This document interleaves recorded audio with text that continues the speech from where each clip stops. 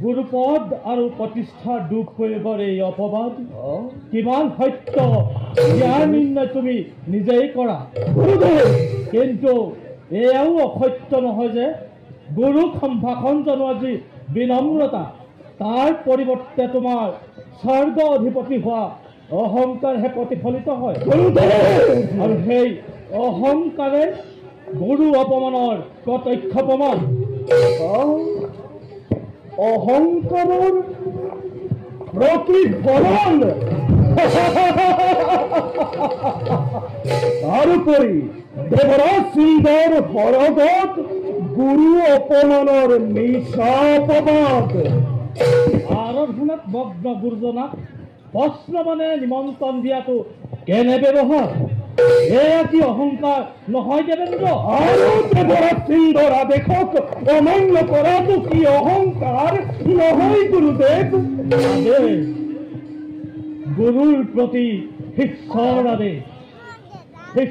আদেশক গুৰুৰ মান্যতা প্ৰদান হে দেৱৰাজ গুৰুদেৱ অনীতিৰ পক্ষলৈ পাপ আচাৰ তথা অনাচাৰক কিয় প্ৰশ্ৰয় দিছা গুৰুদেৱ গুৰু চিৰশ্ৰেষ্ঠ গুৰুৰ প্ৰতি শিষ্যৰ আদেশ অনুচিত দেৱেন্দ্ৰ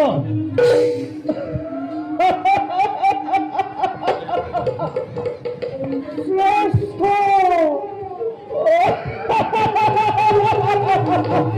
গুৰু শ্ৰেষ্ঠ গুৰু শ্ৰেষ্ঠতাৰ নিৰ্ণয় স্বয়ং গুৰুৱে কৰাটো কেনে যুক্তি কৰো গুৰুদেৱ তোমাৰ এই আচৰণত মোৰ আশংকা অতি স্পষ্ট হৈ পৰিছে। দেৱতাৰ অনাকাংক্ষিত বিপদ নিবাৰণৰ হেতু আৰাধনাত মগ্ন আছিলো মই, আৰু তুমি অহংকাৰে মত্ত হৈ গুৰুৰ প্ৰতি কৰা দুৰ্ব্যৱহাৰে মোৰ আশংকাৰ সম্ভাৱনীয়তাক অধিক প্ৰবল কৰি তুলিলে দেৱেন্দ্ৰ।